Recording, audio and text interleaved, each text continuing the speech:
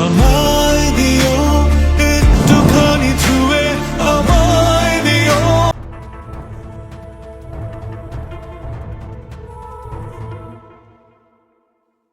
বিরতির পর আবার সিনেমায় ফিরেছেন ছোট পর্দার অভিনেতা আফরান নিশো। প্রেক্ষাগৃহে মুক্তি পেয়েছে তার সিনেমা দাগি। এদিকে এক সংবাদ সম্মেলনে সিনেমা নিয়ে কথা বলার সময় আফরান নিশো জানিয়েছেন, দাগি থেকে অন্য কিছু হতে বেশি সময় লাগবে না।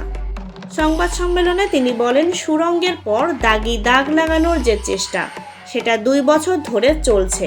এমন না যে শুধুমাত্র দাগি নিয়েই আমাদের গবেষণা ছিল, সেটা হয়তো বছরখানিক ছিল, কিন্তু এর আগে পরে মিলিয়ে বছরখানিক অন্যান্য প্রোডাকশন নিয়েও আমাদের চিন্তাভাবনা আছে।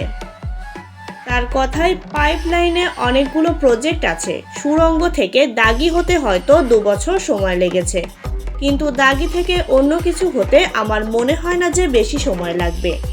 শেষে বলেন, আমরা অনেকটাই প্রস্তুত এবং সামনে আমরাই আপনাদের সঙ্গে হয়তো এই আলাপচারিতাতে যাব যে কবে আসছি, কিভাবে আসছি।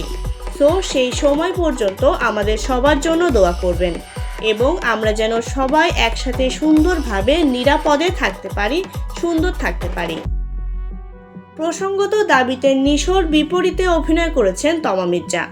এতে আরও অভিনয় করেছেন সুনেরা বিনতে কামাল। সুড়ঙ্গ ও তুফান সিনেমার অভিজ্ঞতা এবার কাজে লাগিয়েছেন সিনেমার অন্যতম প্রযোজক শাহরিয়ার শাকিল। মাল্টিপ্লেক্সের সবকটি শাখা ও সিঙ্গেল স্ক্রিন মিলিয়ে 16টি প্রেক্ষাগৃহে মুক্তি পেয়েছে দাগি।